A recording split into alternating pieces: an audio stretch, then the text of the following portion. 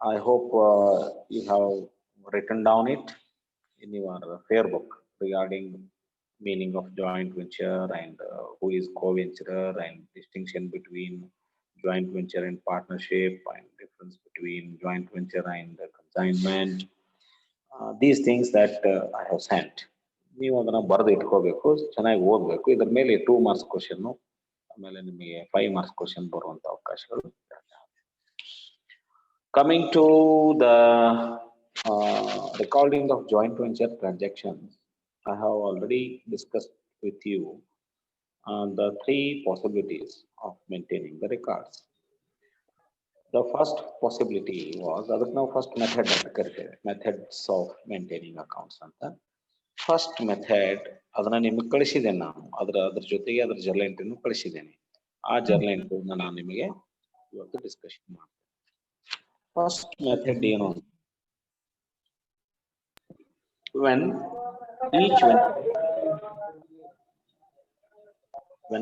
ನಿಮ್ಮ ಮೈಕ್ಸ್ ಅನ್ನ ನೀವು ಮ್ಯೂಟ್ ಮಾಡ್ಕೊಬೇಡಿ, ಮೈಕ್ಸ್ ಅನ್ನ ಮ್ಯೂಟ್ ಮಾಡ್ಕೊಳ್ಳಿ. Okay, the first method is when each venturer maintains the accounts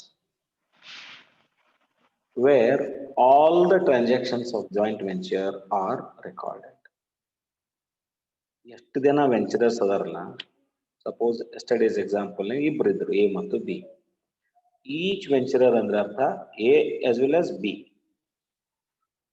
maintains the accounts, ಇಬ್ರು ಅಕೌಂಟ್ ಮೇಂಟೈನ್ ಮಾಡ್ತಾರೆ. where all the transactions of joint venture are recorded. all the transactions ಅಂದ್ರೆ transactions carried on by A as well as transactions carried on by B. Those transactions are recorded in the books of A, and B also in his book he records the transactions carried on by A and transactions carried on by himself. Both the parties in this case, both the venturers in this case are maintaining their joint venture transactions in full, not partially.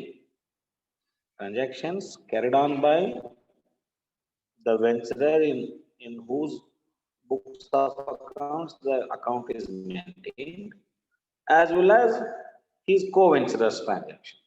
A is maintaining books of accounts. Suppose he records his own transactions as well as his co-venturer's transactions. That is B's transaction. One side.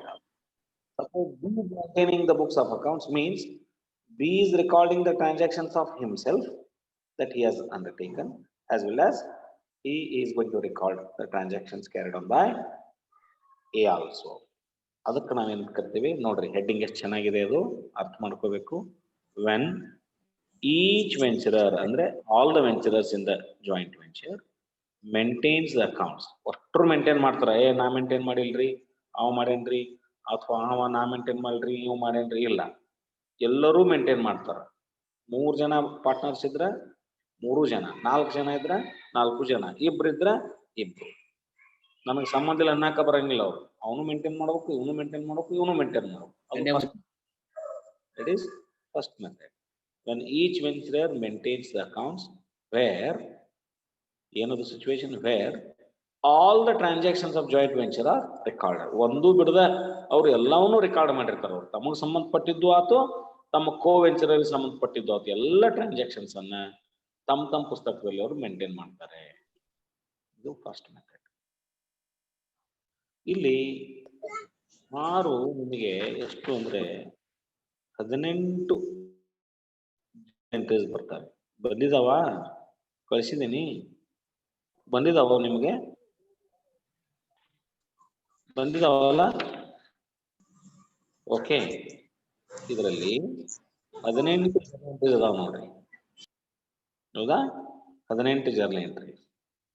ಈ journal ಎಂಟ್ರಿಯನ್ನ ನೀವು ಸ್ವಲ್ಪ ತಿಳ್ಕೊಳ್ಳೋ ಪ್ರಯತ್ನ ಮಾಡಿ, ನಂತರ laser account ಹೋಗೋಣ ಅಂತ ನೋಡ್ರಿ.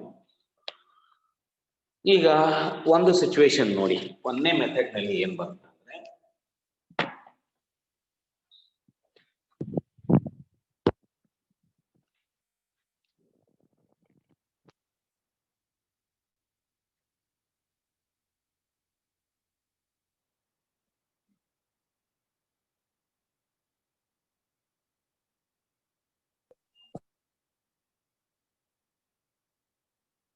ಮೊದಲನೇ method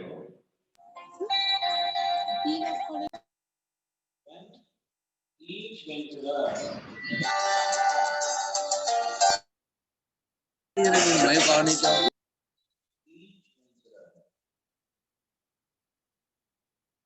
maintains the books.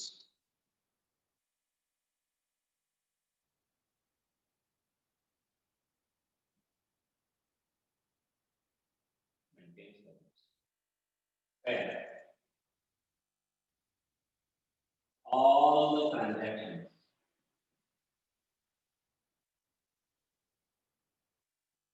of joint venture are recorded. ಮೊದಲನೇ ಮೆಥಡ್ ಇದು. ಸಪೋಸ್ ನಮ್ಮ ಎಕ್ಸಾಂಪಲ್ ನಲ್ಲಿ ಇದೊಂದು ಜರ್ನಲ್ ಎಂಟ್ರಿ ಡಿಸ್ಕಷನ್ ಮಾಡುವಾಗ ಅಸಂಪ್ಷನ್ ಮಾಡ್ಕೊಳ್ಳಿ. There are two venturers A and B.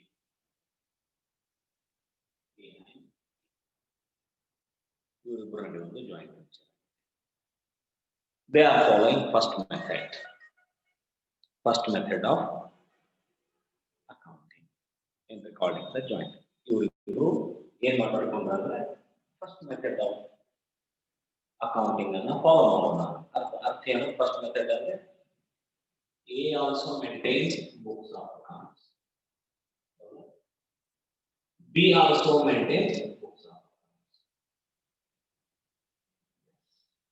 ಮೊದಲನೇ ಮೆಥಡ್ ಅರ್ಥ ಆಯ್ತಾ? ಫಸ್ಟ್ ಮೆಥಡ್ ಏನು? ಎಕ್ಸಾಂಪಲ್ ಏನು? A ಮತ್ತು B ಜಾಯಿಂಟ್ ವೆಂಚರ್ ನಲ್ಲಿದ್ದಾರೆ. Video is not clear. Your voice is breaking. ಹೌದಾ? ನೆಟ್ವರ್ಕ್ ಇಶ್ಯೂನಾ?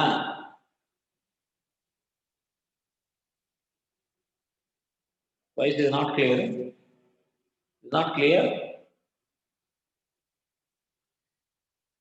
Clear ಇಲ್ಲ? Your phone not clear?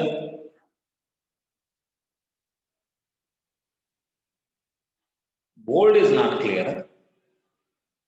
ಮತ್ ಬೋರ್ಡ್ ಕ್ಲಿಯರ್ ಇಲ್ಲ ಅಂತ ಹೇಳ್ರು, ನೀವು ವಾಯ್ಸ್ ಕ್ಲಿಯರ್ ಇಲ್ಲ. ಬೋರ್ಡ್ ಕ್ಲಿಯರ್ ಐತಿ. ಓಕೆ, ಯಾರಿಗೆ ಹಂಗೆ ಐತ ನೋಡ್ರಪ್ಪ.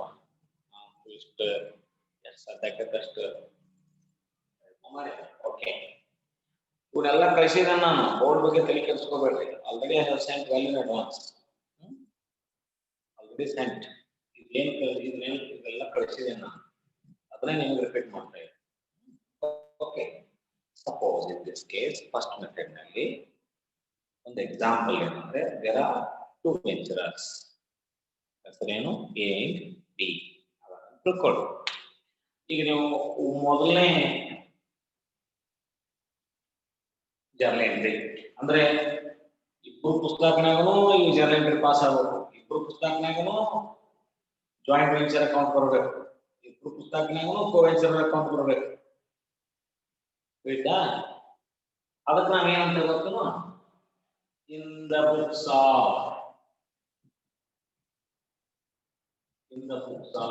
A.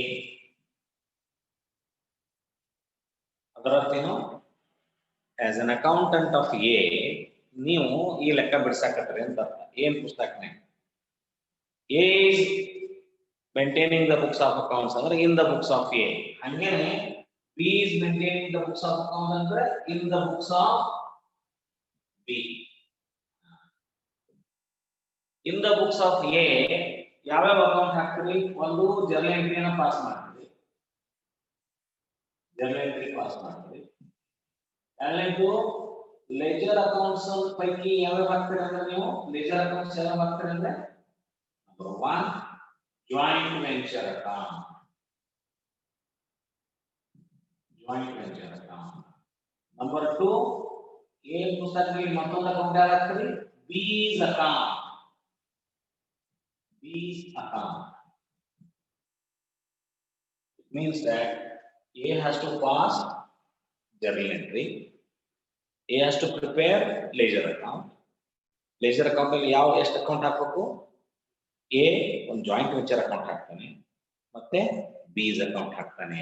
ಏನ್ ಪುಸ್ತಕದಲ್ಲಿ B ಬಗ್ಗೆ ಮಾಹಿತಿ ಗೊತ್ತಾಗಬೇಕಲ್ಲ ಅವನಿಗೆ, ಆಮೇಲೆ ಖರ್ಚು ಮಾಡಿ ನಾವು ಎಷ್ಟು ಕೊಡಬೇಕು, ಫೈನಲ್ ಸೆಟಲ್ಮೆಂಟ್ ಗೆ. So he prepares these two. ಹಂಗ B ಅಕೌಂಟ್ ಏನಾಗುತ್ತೆ? B has to pass journal entry. Then he has to prepare ledger account. ledger accounts ಯಾರು ನಾವು B ಪ್ರಿಪೇರ್ ಮಾಡೋದು? ಕಾಮನ್ ಆಗಿ ಅವನು ಏನ್ ಮಾಡ್ತಾನೆ? Joint venture account. ಅವನು ಜಾಯಿಂಟ್ ವೆಂಚರ್ ಅಕೌಂಟ್ ಹಾಕಬೇಕು. ಜಾಯಿಂಟ್ ವೆಂಚರ್ ಅಕೌಂಟ್ ಅಂದ್ರೆ ಏನು ಹೇಳಿದೆ ನಿಮಗೆ ನಾನು? Joint venture account is nothing but it is trading and P&L account. Purpose of preparing joint account ಏನು? To know the profit or loss made on joint venture. ಅದಕ್ಕೆ ಇವು ಗೊತ್ತಾಗಬೇಕು, ಏನಿಗೂ ಗೊತ್ತಾಗಬೇಕು, ನಾವು ಮಾಡಿದ ಬಿಸ್ನೆಸ್ ನಿಂದ ಪ್ರಾಫಿಟ್ ಆತೋ ನುಕ್ಸಾನ್ ಆತೋ. A is also curious to know. At the same time B is also curious to know. ಅದಕ್ಕೆ ಏನು ತನ್ನ ಪುಸ್ತಕನಾಗ ಜಾಯಿಂಟ್ ವೆಂಚರ್ ಅಕೌಂಟ್ ಹಾಕ್ತಾನ, B ನು ತನ್ನ ಪುಸ್ತಕನಾಗ ಜಾಯಿಂಟ್ ವೆಂಚರ್ ಅಕೌಂಟ್. ಏನ್ ಜಾಯಿಂಟ್ ವೆಂಚರ್ ಅಕೌಂಟ್ ನಾಗ ಪ್ರಾಫಿಟ್ ಬಂದಿತ್ತಂದ್ರೆ B ಜಾಯಿಂಟ್ ವೆಂಚರ್ ಅಕೌಂಟ್ ನಾಗ ಪ್ರಾಫಿಟ್ ಬರಬೇಕು. ಏನ್ ಜಾಯಿಂಟ್ ವೆಂಚರ್ ಅಕೌಂಟ್ ನಾಗ 50,000 ಪ್ರಾಫಿಟ್ ಬಂದಿದ್ರೆ B ಜಾಯಿಂಟ್ ವೆಂಚರ್ ಅಕೌಂಟ್ 50,000 ಬಂದಿರಬೇಕು.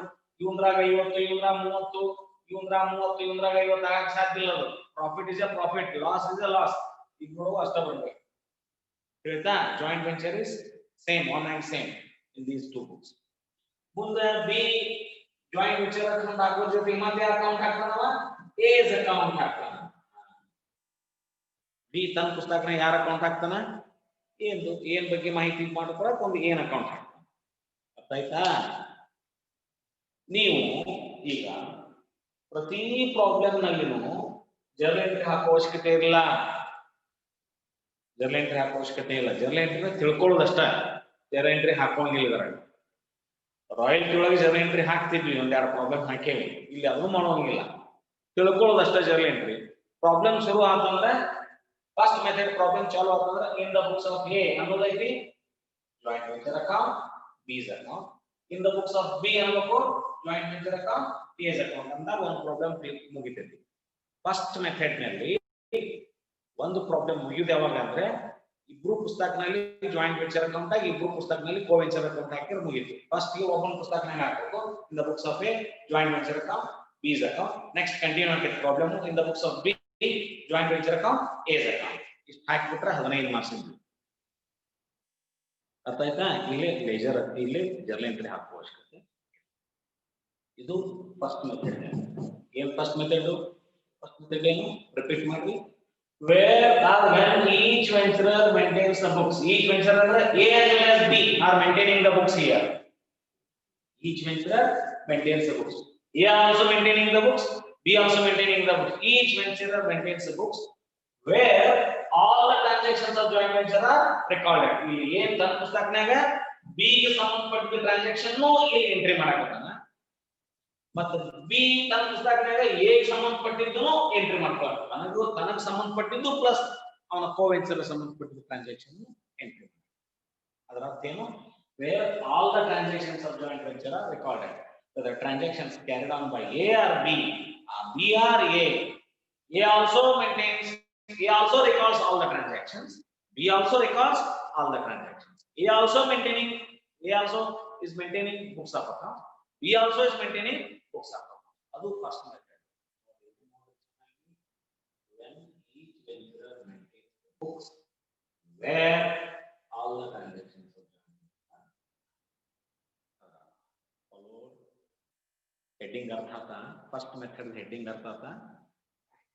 इधर जर्नल एंट्री ಏನು बताऊंगा ನಾ ಈಗ ಅದೇ ಎಕ್ಸಾಂಪಲ್ ಎಲ್ಲ ಕಂಟಿನ್ಯೂ ಮಾಡ್ತಾ ಹೋಗ್ತೇನೆ. ಆ example venture A and B.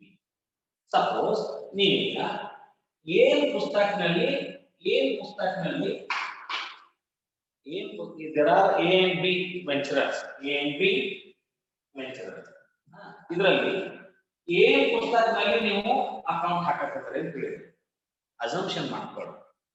ಅನ್ಕೊಂಡು ಈ ಜರ್ನಲ್ ಎಂಟ್ರಿ ಓದ್ರಿ. ಏನು first journal entry, when he purchases goods for cash and joint venture, he ಅಂದ್ರೆ ಯಾರಲ್ಲಿ ಏನ್ ಪುಸ್ತಕನಾಗ ಅಂತ ತಿಳ್ಕೊರಿ, ಬರೆಯಾಕತ್ರಿ. when he purchases goods for cash on joint venture, joint venture ಗೆ ಸಂಬಂಧಪಟ್ಟಂಗ A goods ಅನ್ನು ಖರೀದಿ ಮಾಡಿದ ಅಂತ ಹೇಳಿದ್ರು. ಹೌದಾ? For cash. ಅವಾಗ ಎಂಟ್ರಿ ಏನಾಗುತ್ತೆ? ಎಂಟ್ರಿ ಇವೆಲ್ಲ ಪರಿಶೀಲನೆ ಅವನ್ನ ಕಳಿಸಿದಲ್ಲಿ ಎಂಟ್ರಿ ಏನಾಗುತ್ತೆ? Joint venture account, joint venture account to joint venture account debtor to cash or bank.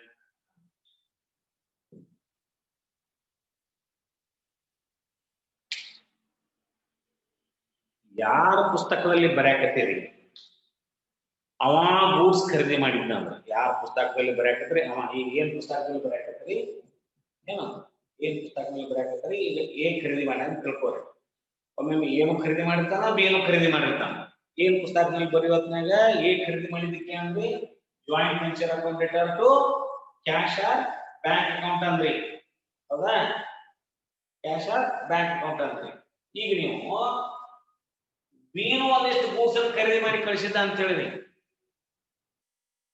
B supplies goods. ಅವಾಗ joint venture account debtor to cash ಅನ್ನಂಗಿಲ್ಲ, ಬಿ ಹೆಸರಲ್ಲಿ ಹಚ್ತಾರೆ ಟು ಬೀಸ್ ಅಕೌಂಟ್. ಯಾಕೆ? ನೀವು ಎಸ್ ಅಕೌಂಟ್ ಪುಸ್ತಕ ಬರೆಯಕತ್ತೀರಿ.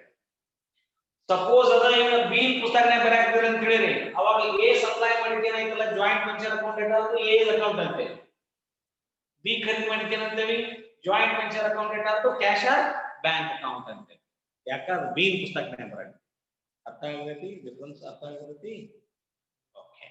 ಈಗ ಮೊದಲನೇ ಎಂಟ್ರಿ ಏನಾಯ್ತು? when he purchases goods for cash on joint venture. he ಅಂದ್ರೆ ಯಾರಲ್ಲಿ? ಯಾರ ಪುಸ್ತಕದಲ್ಲಿ ಅಕೌಂಟ್ ಬರೆಯಕತ್ತಾರೋ ಅವ. ಈ ಸದ್ಯ ನಮ್ಮ ಎಕ್ಸಾಂಪಲ್ ಅಲ್ಲಿ ಏನ್ ಪುಸ್ತಕನೇ ಬರೆಯಕತ್ತಾರೆ ಅಂತ ತಿಳ್ಕೊಳ್ಳಿ. Suppose A has purchase goods ಅಂತಂದ್ರೆ ಏನ್ ಪುಸ್ತಕದಲ್ಲಿ ಏನಂತದು? ಜಾಯಿಂಟ್ ವೆಂಚರ್ ಅಕೌಂಟ್ ಕ್ಯಾಶ್ ಅಂತ, because A has paid cash for purchasing. ಇನ್ನ if goods are purchased on credit, ಏನ್ ಮಾಡಿದ? ಗೂಡ್ಸ್ ಅನ್ನು ಕ್ಯಾಶ್ ಖರೀದಿ ಮಾಡಿದ, ಕ್ಯಾಶ್ ಆರ್ ಬ್ಯಾಂಕ್ ಅಕೌಂಟ್. ಅಕಸ್ಮಾತ್ ಕ್ಯಾಶ್ ಖರೀದಿ ಮಾಡಲ್ಲ, ಕ್ರೆಡಿಟ್ ಮೇಲೆ ಖರೀದಿ ಮಾಡಿದ, ಕ್ರೆಡಿಟ್ ಮೇಲೆ ಖರೀದಿ. ಅವಾಗ ಏನಾಗ್ತದೆ? ಕನ್ಸರ್ನ್ ಡೆಟರ್ಸ್ ಅಕೌಂಟ್ ಬರ್ತಾರೆ. ಯಾರಿಂದ ಉದ್ರಿ ಖರೀದಿ ಮಾಡಿರಿ? Suppose goods are purchased on credit by A from Mr. X ಅಂತ ಇರ್ತೀವಿ, ಅವಾಗ 2x ಅಕೌಂಟ್ ಹಾಕತ್ತೀವಿ. ಉದ್ರಿ ಖರೀದಿ ಮಾಡಿದ್ರೆ goods are purchased on credit by A. ಏನಾಯ್ತು? it is on credit purchases. ಅವಾಗ ಏನಾಯ್ತು? the goods are purchased on credit. ಅವಾಗ creditors ಅಕೌಂಟ್ ಏನಾಗುತ್ತೆ? creditors ಅಕೌಂಟ್ ಕ್ರೆಡಿಟ್ ಆಗುತ್ತೆ, ನಾಟ್ ಡೆಬಿಟ್. ಹೌದಾ? ಈಗ ಸಪೋಸ್ ನಾವು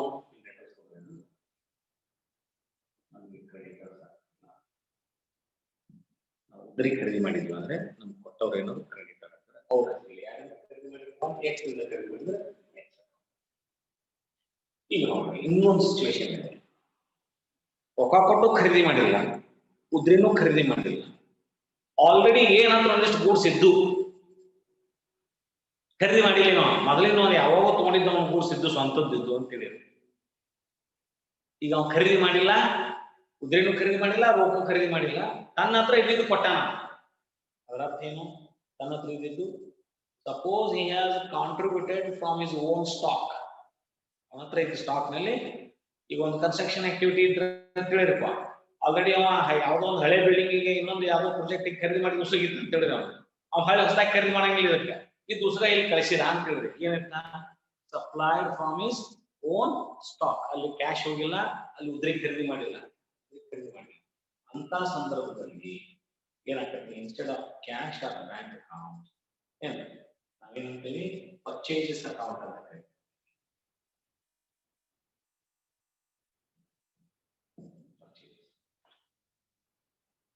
ಈಗ ನೋಡ್ರಿ suppose A has purchased goods for cash ₹1 10,000 on credit ₹10,000 and he has supplied from his own stock ₹5,000. He ಮೂರು ಇದ್ದು ಅಂತಿದೆ ಅವಾಗ ಜಾಯಿಂಟ್ ವೆಂಚರ್ ಅಕೌಂಟ್ ಹೆಸರು 2 cash account 10,000 creditors account 10,000 purchases 5,000 total 25,000 total purchases 25,000 ಅರ್ಥಾಯ್ತಾ A ಖರೀದಿ ಮಾಡಿದ್ರ ಏನ್ ಪುಸ್ತಕನಾಗ ಇದ ಟ್ರಾನ್ಸಾಕ್ಷನ್ ಏನ್ ಪುಸ್ತಕನಾಗ ಬಿ ಅಕಸ್ಮಾತ್ ಮಾಡಿದ್ನಂತೇಳಿ ಬಿ ಒಂದಿಷ್ಟು ಖರೀದಿ ಮಾಡೋಣ ತಿಳ್ಕೊರಿ ಬಿ ಒಂದಿಷ್ಟು ಕ್ಯಾಶ್ ಖರೀದಿ ಮಾಡೋಣ ಬಿ ಒಂದಿಷ್ಟು ಕ್ರೆಡಿಟ್ ಖರೀದಿ ಮಾಡೋಣ ಬಿ ಒಂದಿಷ್ಟು ತನ್ನ ಸ್ಟಾಕ್ ನಿಂದ ಹಾಕಿದ್ದ ಮೂರು ಸಿಚುವೇಶನ್ ಇದ್ದು ಅಂತ ಹೇಳಿದ್ವಿ. ಅವಾಗ ಏನ್ ಪುಸ್ತಕನಾಗ ಬಿ ಮಾಡಿದ್ನಂದ್ರ ಏನಾಗೈತೆ ಅದು ಜಾಯಿಂಟ್ ವೆಂಚರ್ ಅಕೌಂಟ್ ಡೆಟರ್ 2 ಬೀಸ್ ಅಕೌಂಟ್ ಅಂತ ಬಿಡ್ತೇವೆ ನಾವು ಮಿತಲಿ.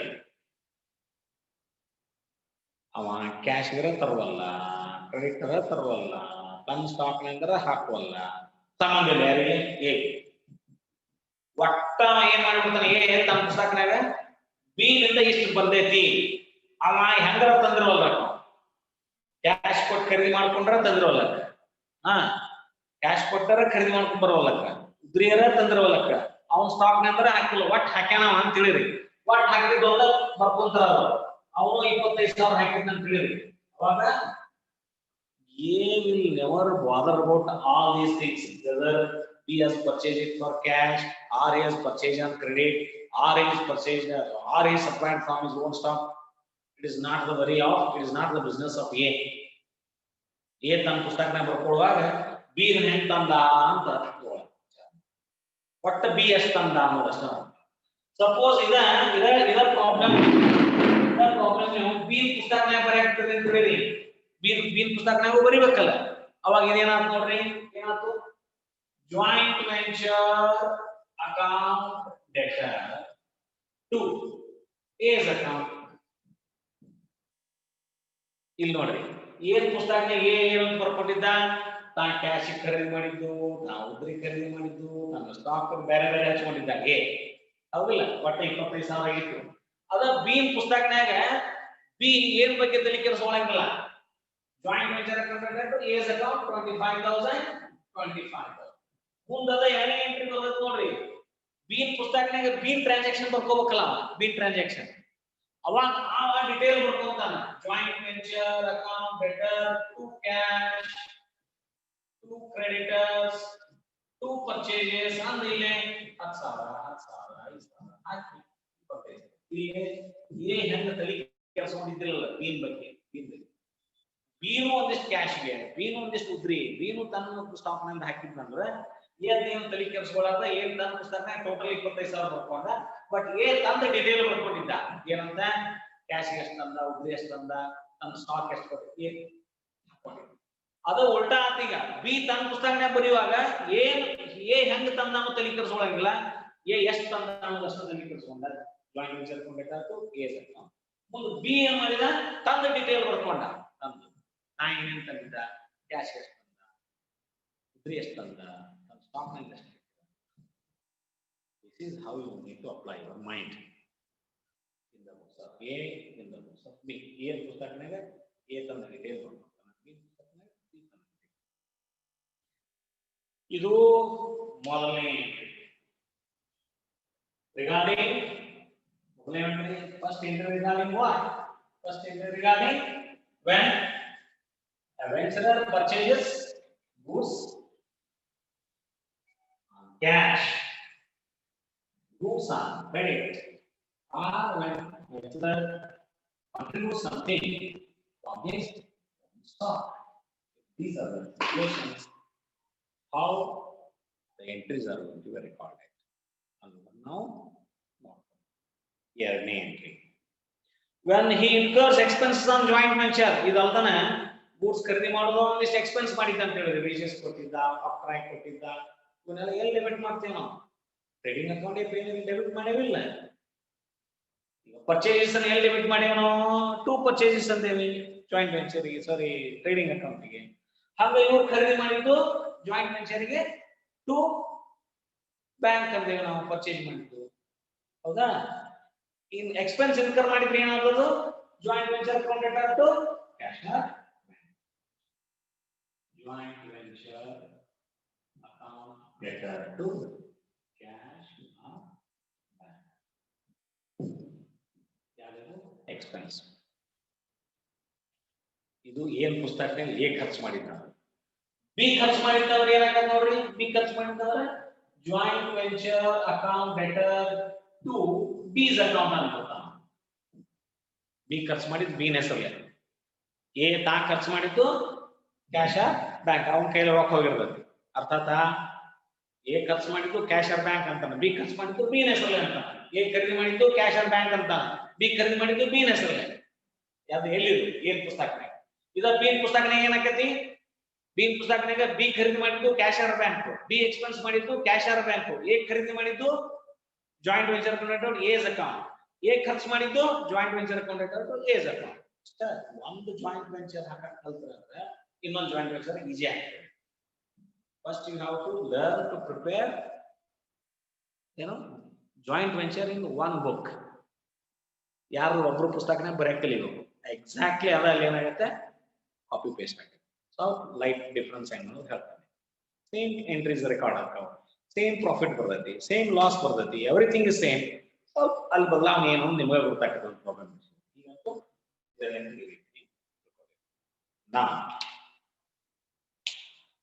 ಎಕ್ಸ್ಪೆನ್ಸ್ ಆಯ್ತಾ.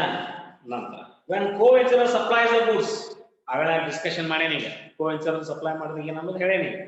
ಅವ್ ಕ್ಯಾಶ್ ಖರೀದಿ ಮಾಡಿದ್ರ, ಉದ್ರಿ ಖರೀದಿ ಮಾಡಿದ್ರ ಅವ ಏನು ಸಂಬಂಧ ಇಲ್ಲ. ಅವ ಕೋವೆಂಚರರ್ಸ್ ಅಲ್ಲೇ ಡೆಬಿಟ್ ಕ್ರೆಡಿಟ್ ಮಾಡ್ತಾನೆ. Joint venture account debtor to coventurer. When coventurer incurs expense, joint venture account debtor to coventurer. ಹೌದಾ? ತಾ ಖರ್ಚು ಮಾಡಿದ್ದು bank.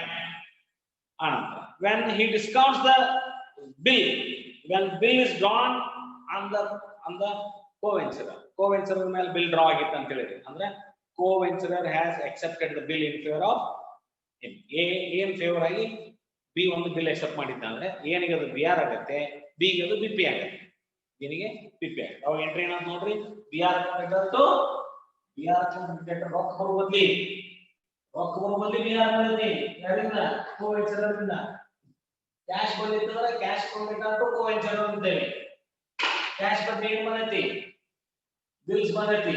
B R account debtor to coventurer. ಏನ್ ಪುಸ್ತಕನಾಗ coventurer B. B has accepted the bill in favor of A. ಏನಿಗೆ ಅದು B R ಆಗುತ್ತೆ, ಬಿನಿಗೆ ಅದು ಬಿ ಪಿ ಆರ್. ಸಪೋಸ್ ಇವೇನ್ ಕೊಟ್ಟಾನಲ್ಲ ಬಿ, ಬಿ ಆರ್ ಕೊಟ್ಟಾನಲ್ಲ, ಅದನ್ನ ಎ ಏನ್ ಮಾಡಿದ? ಡಿಸ್ಕೌಂಟ್ ಮಾಡಿದ ಅಂತ ಹೇಳಿ.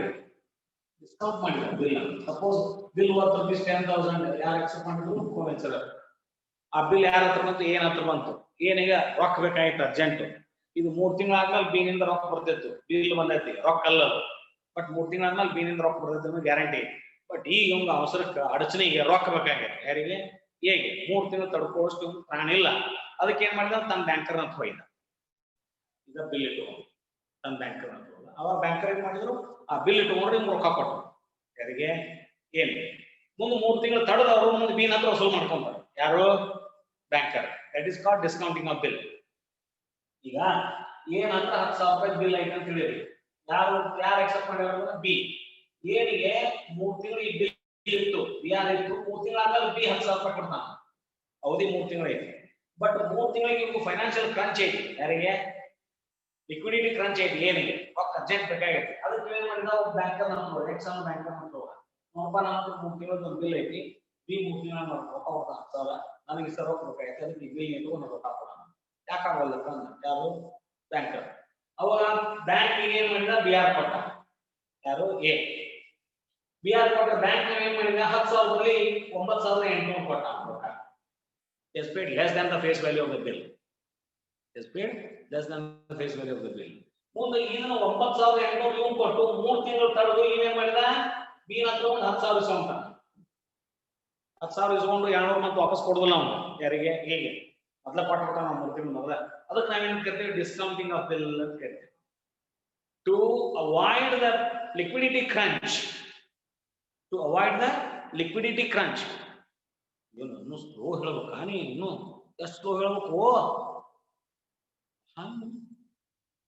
ಇಷ್ಟು ಡಿಟೇಲ್ ಹೇಳಕ್ಕಂತ ಸ್ಲೋ ಹೇಳಂತನಾಗಿದ್ರಲ್ಲ okay to avoid the liquidity crunch ಅನ್ನು ಅವಾಯ್ಡ್ ಮಾಡಲಿಕ್ಕೆ ಡಿಸ್ಕೌಂಟಿಂಗ್ ಆಫ್ ಬಿಲ್ ಅನ್ನೋ ಸಿಸ್ಟಮ್ ಅನ್ನು ನಾವು ತಂದಿದ್ದೇವೆ ಈಗ ಕೋವೆಂಚರ್ ಕೊಟ್ಟಂತ ಬಿಲ್ ಈ ಅಕಸ್ಮಾತ್ ಡಿಸ್ಕೌಂಟ್ ಮಾಡಿದ್ರೆ ಏನಾಗ್ತೈತಿ ವ್ಯವಸ್ಥೆ ಡಿಸ್ಕೌಂಟ್ ಮಾಡಿದ್ರೆ ಏನಾಗ್ತೈತಿ ನೋಡ್ರಿ ಬಿಲ್ ಏನಾಯ್ತು ಕ್ಯಾಶ್ ಆಯ್ತು ಈಗ ಏನಂದ್ರೆ ಬಿಆರ್ ಇತ್ತು 10,000 ಏನಂದ್ರೆ ಬಿಆರ್ ಇತ್ತು ಬಿಆರ್ ಹೋಗ್ಯಾರ ಏನಾಯ್ತು ಕ್ಯಾಶ್ ಆಯ್ತು cash or bank account cash or bank account 9,800 ಕೊಟ್ಟ discount on bills discounted to BR account.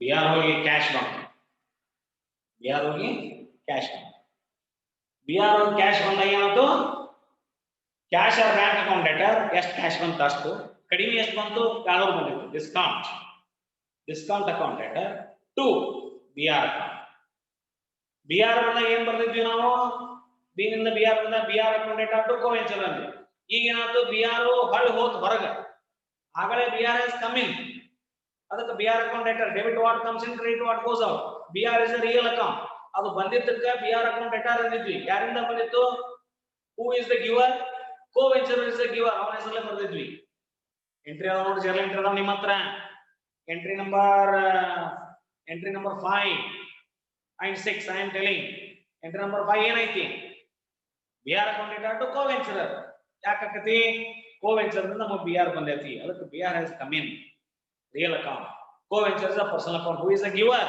credit the giver who is the giver coventure is the giver BR account debtor to coventure ಈಗ ಬಂದು BR ಹೊಳ್ಳಿ ಹೋತು BR has gone out ಬ್ಯಾಂಕಿಗೆ ಕೊಟ್ರಿ ನಮ್ಮಿಂದ ಹೋತು BR has gone out ಅದಕ್ಕೆ credit ಮಾಡಿವಿ debit what comes in credit what goes out BR ನ ಕ್ರೆಡಿಟ್ ಮಾಡಿವಿ BR ಹೊರಗೆ ಹೋಗಿದ್ದಕ್ಕೆ ನಮಗೆ ಏನು ಒಳಗೆ ಬಂತು ಕ್ಯಾಶ್ ಒಳಗೆ ಬಂತು cash has come in cash is a real account cash account debtor 9,800 BR to BR account ಎಷ್ಟು 10,000 ರೂಪಾಯಿ BR ಹೊರಗೆ ಹೋಗೈತಿ 9,800 ರೊಕ್ಕ ಒಳಗೆ ಬಂದೈತಿ ಇನ್ನು 200 ಏನು ಅಂತ ಹೇಳಿದ್ರೆ ಅದು ನುಕ್ಸಾನ that is nominal account debit all expenses and loss ಅದಕ್ಕೆ ಡಿಸ್ಕೌಂಟ್ ಲಾಸ್ ಆಗಿದ್ದರಿಂದ ಡೆಬಿಟ್ ಮಾಡಕತ್ತೀರಿ ವೆರಿ ಸಿಂಪಲ್ ಸೊ ಕ್ಯಾಶ್ ಬಂದಿದ್ದಕ್ಕೆ ಕ್ಯಾಶ್ ಡೆಬಿಟ್ ಮಾಡಕತ್ತೀವಿ ಆ ಕಡಿಮೆ ರೊಕ್ಕ ಬಂದಿದ್ದು ಲಾಸ್ ಆಗಿದ್ರಿಂದ ಆ ಲಾಸ್ ಅದಕ್ಕೆ ನಾವೇನಂತ ಕರೆಯಕ್ತೀವಿ ಡಿಸ್ಕೌಂಟ್ ಅಂತ ಕರೆಯಕ್ತೀವಿ ಆ ಡಿಸ್ಕೌಂಟ್ ನಾಮಿನಲ್ ಅಕೌಂಟ್ ಇರೋದ್ರಿಂದ ಅದನ್ನ ಡೆಬಿಟ್ ಮಾಡಕತ್ತೀವಿ ರಿಯಲ್ ಅಕೌಂಟ್ BR ಹೊರ ಹೋಗಿತ್ತು ಯಾವಾಗಿದು when the BR accepted is discounted ಅರ್ಥ ಆಯ್ತಾ now when above discount is charged to joint venture ಈ ಡಿಸ್ಕೌಂಟ್ ಜಾಯಿಂಟ್ ವೆಂಚರ್ ಚಾರ್ಜ್ ಮಾಡಿದಾಗ ಏನಾಗತ್ತೆ ನೋಡ್ರಿ ಚಾರ್ಜ್ ಮಾಡಿದಾಗ joint venture account debtor to discount account expense ಅಲ್ಲಿ ಈ ಡಿಸ್ಕೌಂಟ್ ಅಕೌಂಟ್ ಓಪನ್ ಆದ ನೋಡಿ ಇದು ಡಿಸ್ಕೌಂಟ್ ಅಕೌಂಟ್ ಓಪನ್ ಆಯ್ತು cash account debtor discount account debtor to BR account ಹೌದಾ ಎಷ್ಟು 200 ರೂಪಾಯಿ ಇಲ್ಲಿ ನೋಡಿ discount account debtor to BR ಹೌದಾ 200 ರೂಪಾಯಿ ಈ ಅಕೌಂಟ್ ಕ್ಲೋಸ್ ಆಗಲ್ಲ all annual accounts should be closed by transferring to the big nominal account ಯಾವುದು P&L account ಇಲ್ಲಿ P&L account ಯಾವುದು ಜಾಯಿಂಟ್ ವೆಂಚರ್ ಅದಕ್ಕೆ by joint venture up to 200 rupees pass ಮಾಡಿ ಈ ಡಿಸ್ಕೌಂಟ್ ಅಕೌಂಟ್ ಅನ್ನು ಕ್ಲೋಸ್ ಮಾಡಿ ಇದಕ್ಕೆ ನಾವು ಏನು ಕರಿತೀವಿ charging of discount to joint venture ಅಂತ ಕರಿತೀವಿ we call it as a charging of discount to joint ಅವಾಗ ಏನಾಯ್ತು discount account is created by joint venture आपको joint venture account debtor to discount account मतलब joint account debtor to discount joint venture account is a nominal account discount account is a nominal account ಅದಕ್ಕೆ charge ಮಾಡಿದ್ವಿ ನಾವು debit ಮಾಡಿದ್ವಿ joint venture ಗೆ ಏನು ಮಾಡಿದ್ವಿ expenses ಅನ್ನು ಡೆಬಿಟ್ ಮಾಡಿದ್ವಿ ಜರ್ನಲ್ ಎಂಟ್ರಿನ ಈ ರೀತಿ ಓದಿ ಅರ್ಥೈಸ್ಕೋಬೇಕು ಪ್ರತಿ ಎಂಟ್ರಿ ಹಿಂದೆ ಅದಕ್ಕೊಂದು ಪ್ರಿನ್ಸಿಪಲ್ ಇದೆ ಅದಕ್ಕೊಂದು ರೂಲ್ ಇದೆ ಆ ರೂಲ್ ಅನ್ನು ಅಭ್ಯಾಸ ಮಾಡಿ ಬರ್ತಕ್ಕಂಥ ಎಂಟ್ರಿ ನೇಚರ್ ಆಫ್ ಅಕೌಂಟ್ ಅನ್ನು ಅಭ್ಯಾಸ ಮಾಡ್ಕೊಂಡು ಇದು ಯಾವ ನೇಚರ್ ಅಪ್ಪ ಡಿಸ್ಕೌಂಟ್ ಯಾವ ನೇಚರ್ ಅಲ್ಲ ಆಮೇಲೆ ಬಿಆರ್ ಯಾವ ನೇಚರ್ ಕೋ ವೆಂಚರ್ ಅಂತ ಅದು ಯಾವ ನೇಚರ್ ಇದು ಪರ್ಸನಲ್ ಅಕೌಂಟ್ ಇದು ನಾಮಿನಲ್ ಅಕೌಂಟ್ ಇದು ರಿಯಲ್ ಅಕೌಂಟ್ ಕ್ಯಾಶ್ ಅಕೌಂಟ್ ಎಲ್ಲ ನೀವು ನೋಡ್ತಾ ನೋಡ್ತಾ ನೋಡ್ತಾ ನೋಡ್ತಾ ಆ ರೂಲ್ ಅನ್ನ ಇಲ್ಲಿ ಅಪ್ಲೈ ಮಾಡ್ತಾ ಮಾಡ್ತಾ ಜರ್ನಲ್ ಎಂಟ್ರಿನ ಅರ್ಥೈಸ್ಕೋಬೇಕಾಗುತ್ತೆ ಸುಮ್ಮನೆ ಜರ್ನಲ್ ಎಂಟ್ರಿ ಬೈಹಾರ್ಟ್ ಹಾಕೋದಲ್ಲ ಆಯ್ತಾ when he accepts the bill drawn by co-venturer ಈಗ co-venturer 17 ನಾಳೆ ಕಂಟಿನ್ಯೂ ಮಾಡೋಣ ಕ್ಲಾಸ್ ಕಂಟಿನ್ಯೂ ಮಾಡೋಣ ಕೋ ಯಾರೋ ಏನೋ ಚಾಟ್ ಬಾಕ್ಸ್ ನಾಗ ಹಾಕ್ತಾ ಇರ್ತಾರಪ್ಪ ಸುಮ್ಮನೆ ಕುಂದ್ರಂಗಿಲ್ಲ ನೋಡಿ ತಣ್ಣಗೆ ಒಂದಿಟ್ಟು ಸಾಲಿ ಕಲಿಯಂಗಿಲ್ಲ ಏನೇನದು ಮಾಡ್ಕೊಂತ ಕುಂತಿರ್ತಾರೆ ಏನಪ್ಪ can you teach other rate tomorrow ಅಂತ ಯಾಕೆ ಕುಮಾರ ಯಾರು Mahesh Sahu is there any problem mister Sahu is there any problem for you shall we continue tomorrow nalige okay tomorrow morning at 10 o'clock tomorrow morning at 10 o'clock